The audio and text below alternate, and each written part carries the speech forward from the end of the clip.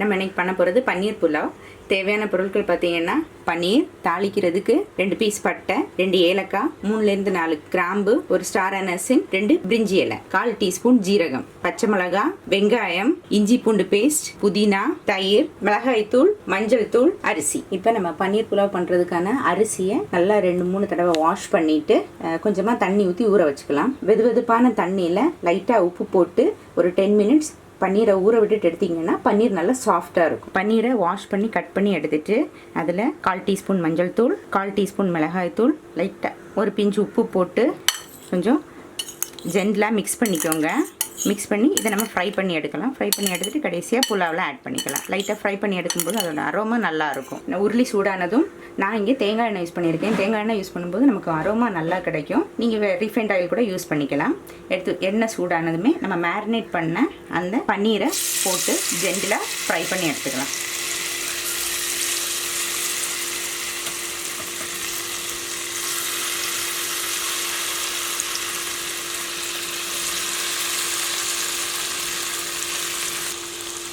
கரண்டி விட்டு ரொம்ப கிண்டக்கூடாது. பொறுமையாக நம்ம திருப்பி விடலாம்.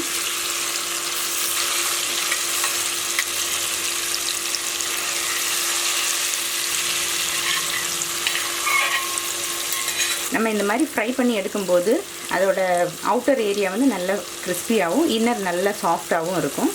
பன்னீர் ரொம்ப குக் பண்ணிங்கன்னா ஹார்ட் ஆயிரும். ஸோ கரெக்டான பதத்தில் லைட்டாக ஃப்ரை பண்ணி எடுத்துக்கணும். பன்னீர் வந்து இப்போ லைட்டாக 4 பக்கமும் ஃப்ரை ஆயிடுச்சு. ஸோ பன்னீர் எடுத்து வச்சுக்கலாம்.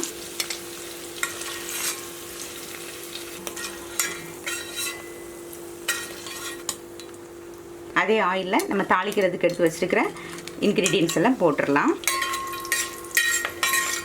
இப்போ வெங்காயம் சேர்த்துக்கலாம்.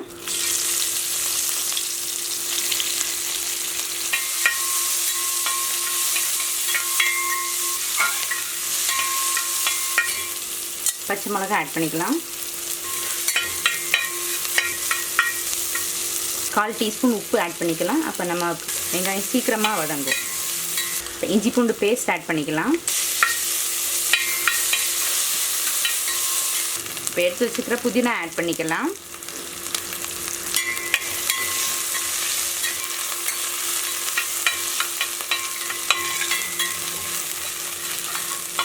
இப்போ நம்ம எடுத்து வச்சுக்கிற தயிர் ஆட் பண்ணிக்கலாம்.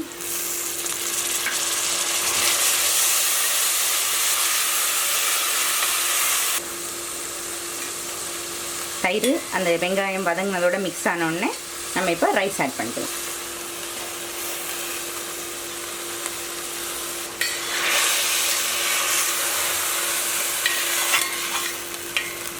ரைஸ் போட்டு நல்ல ஒரு வாட்டி மிக்ஸ் பண்ணி விட்டுருங்க. மிக்ஸ் பண்ணி விட்டுட்டு 1 கப் ரைஸ் எடுத்துருக்கோம். ஸோ 2 கப்பு தண்ணி ஆட் பண்ணலாம்.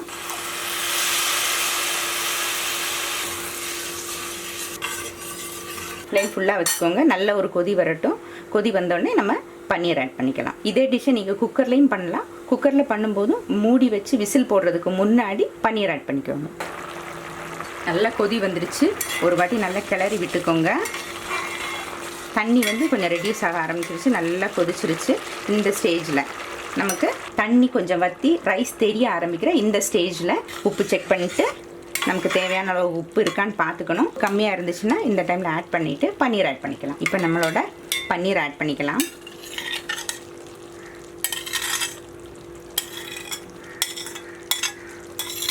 அந்த ஃப்ரை பண்ணி வச்சுருக்கிற ஆயிலோடய ஆட் பண்ணிக்கோங்க. அது ஒரு சின்ன கலர் கொடுக்கும் உங்களுக்கு. அரிசியும் பன்னீரும் உடையாத அளவுக்கு பொறுமையாக கொஞ்சம் கிண்டி விட்டுக்கோங்க. மூடி போட்டுக்கலாம். மூடி போட்டுட்டு சிம் பண்ணிக்கோங்க. சிம் பண்ணி ஹாஃப் ஃப்ளேமில் வச்சுட்டு ஒரு 10 மினிட்ஸ் நம்ம குக் பண்ணி எடுத்துக்கலாம். இப்போ 10 மினிட்ஸ் ஆயிடுச்சு. நம்ம மூடி ஓப்பன் பண்ணி பார்க்கலாம். வாவ், நல்ல ஃப்ளேவர்ஃபுல்லான பன்னீர் புலாவ் ரெடி. ஸோ தண்ணி எல்லாமே ரெடியூஸ் ஆகி கரெக்டாக குக் ஆயிடுச்சு. இப்போ ஸ்டவ் ஆஃப் பண்ணிக்கலாம். இப்போ பன்னீர் புலாவ் ரெடி ஆயிடுச்சு. என்கிட்ட கொஞ்சம் ஃப்ரைட் ஆனியன்ஸ் இருந்துச்சு. நான் அதை மேலே போட்டு சர்விங்காக வச்சுருக்கேன். உங்கள்கிட்ட இருந்துச்சுன்னா நீங்களும் ஃப்ரை பண்ணி போட்டிங்கன்னா அது ஒரு டேஸ்ட் நல்லாயிருக்கும்.